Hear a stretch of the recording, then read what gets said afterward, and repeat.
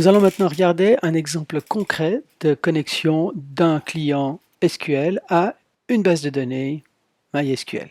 Si je reprends le schéma que l'on a vu dans la vidéo précédente, nous avons cette fois un service qui est MySQL, puisque notre serveur de base de données est MySQL. J'ai une base de données qui existe déjà sur mon serveur et cette base s'appelle Teaching. Dans cet exemple, le client sera l'application Workbench.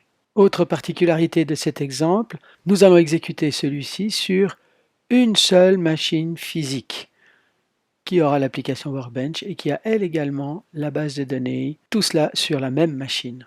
Par conséquent, le premier élément dont j'ai besoin, qui est la connexion au niveau réseau, se fera simplement avec localhost. On est sur la même machine, on n'a pas besoin d'atteindre une machine à distance.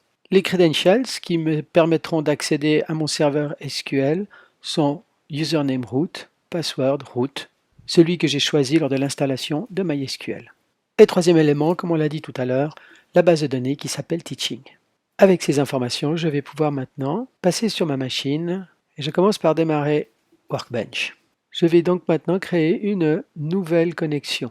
Cette connexion, je dois lui donner un nom qui me sera utile pour la retrouver lorsque j'aurai plusieurs connexions à plusieurs bases de données. Je vais donc l'appeler. Une convention fréquente consiste à nommer la connexion selon le nom de la base de données, arrobase, et l'adresse du serveur, ça permet de la retrouver facilement. La connexion, bien qu'on soit sur la même machine, passera toujours par le réseau, passera toujours par du TCP/IP. Quelle est l'adresse? Hostname 127.0.0.1 ou localhost, ces deux valeurs sont identiques. Le port, par définition, le numéro de port auquel les connexions MySQL se font est le numéro 3306, nous n'allons pas le changer. Nous trouvons ici ensuite les credentials, username, root, il est déjà proposé. Je vais introduire mon mot de passe pour qu'il soit enregistré. Il me reste à fournir ici le nom de la base de données. Je vous rappelle que schema est un synonyme de base de données, donc elle s'appelle Teaching.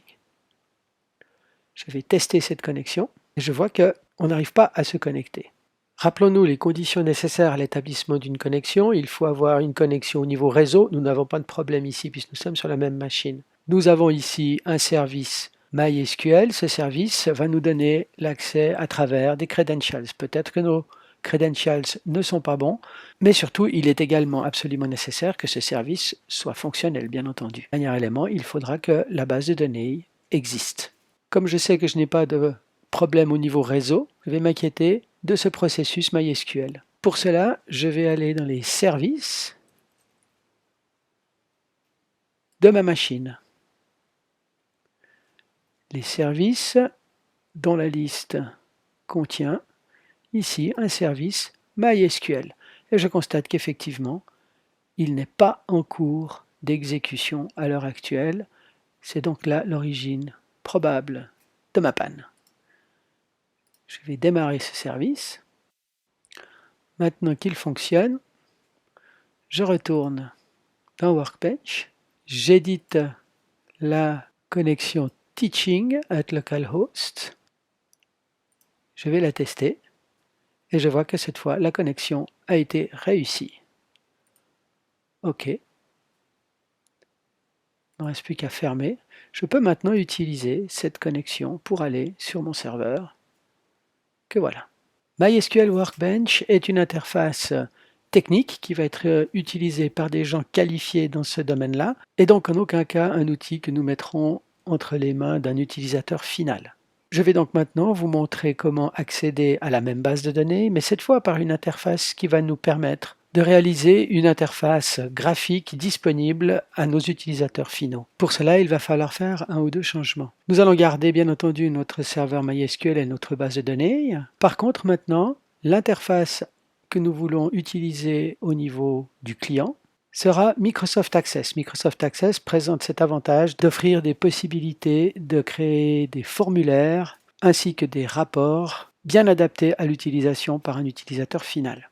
Le problème maintenant pour nous, c'est que Access ne sait pas parler MySQL. Il n'est pas capable de faire cette connexion directement. C'est pourquoi nous avons ici un composant supplémentaire. Ce composant se nomme ODBC. ODBC signifie Open Database Connectivity. Il s'agit d'un standard développé par Microsoft pour permettre aux fournisseurs de systèmes de base de données de mettre leur technologie à disposition du monde Windows. Comme je l'ai dit précédemment, ODBC est une technologie Microsoft.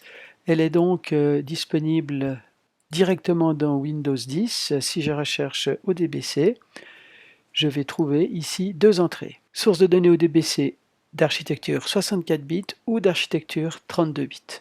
La version de Microsoft Access que nous avons sur nos postes est une version 32 bits.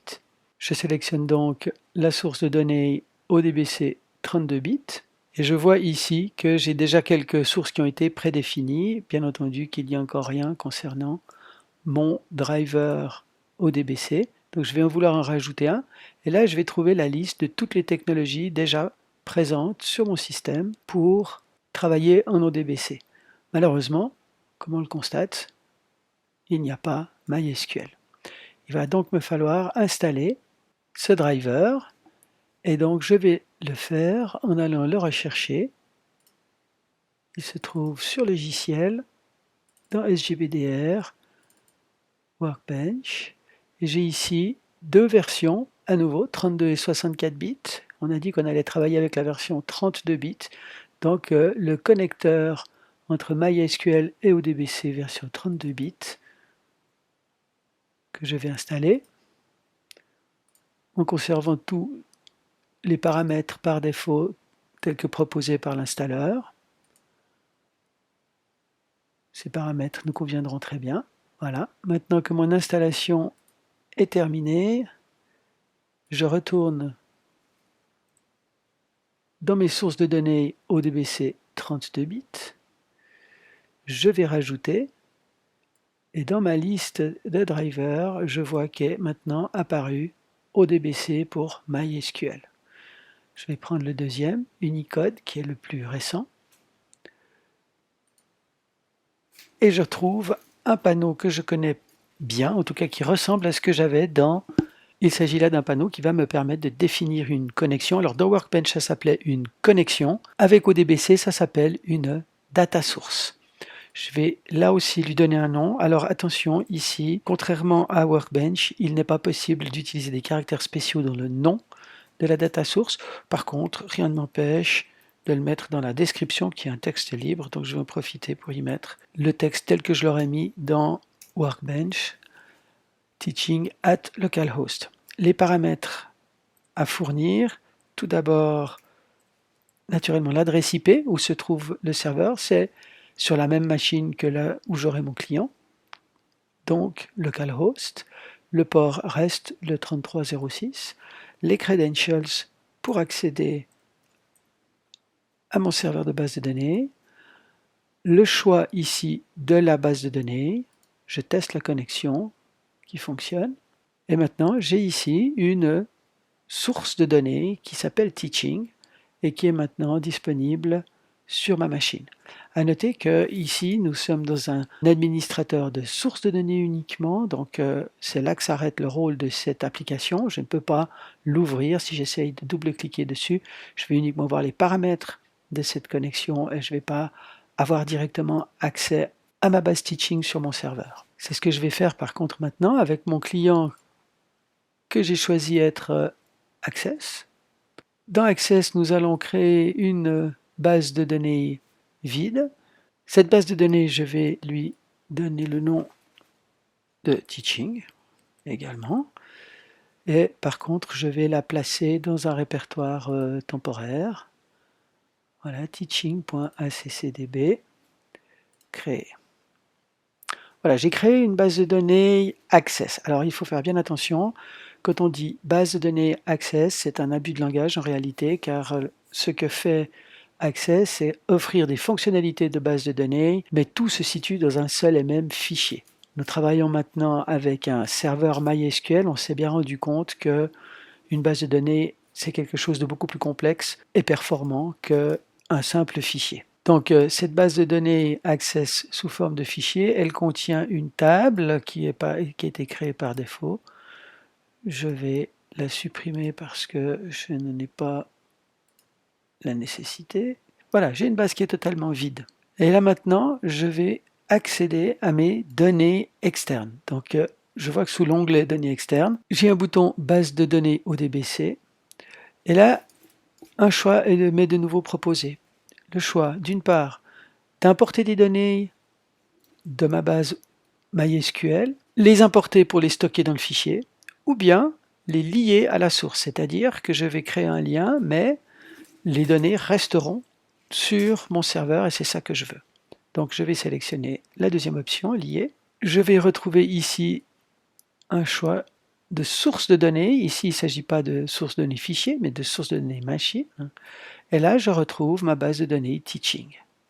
Donc je sélectionne ma base teaching et je vois maintenant mes tables, les deux seules tables que j'ai sur ma base teaching, sur mon serveur, je les vois à travers le pilote ODBC. Je les sélectionne et maintenant j'ai ici deux choses qui sont sous l'onglet table dans Access, mais vous voyez que d'après l'icône, ici, il ne s'agit pas d'une table simple, mais bien d'une table liée. Je peux maintenant ouvrir et je retrouve les données que j'avais dans mon serveur. À partir de là, toutes les fonctionnalités d'Access en termes de requêtes ou de formulaires sont à ma disposition pour gérer les données de mon serveur MySQL.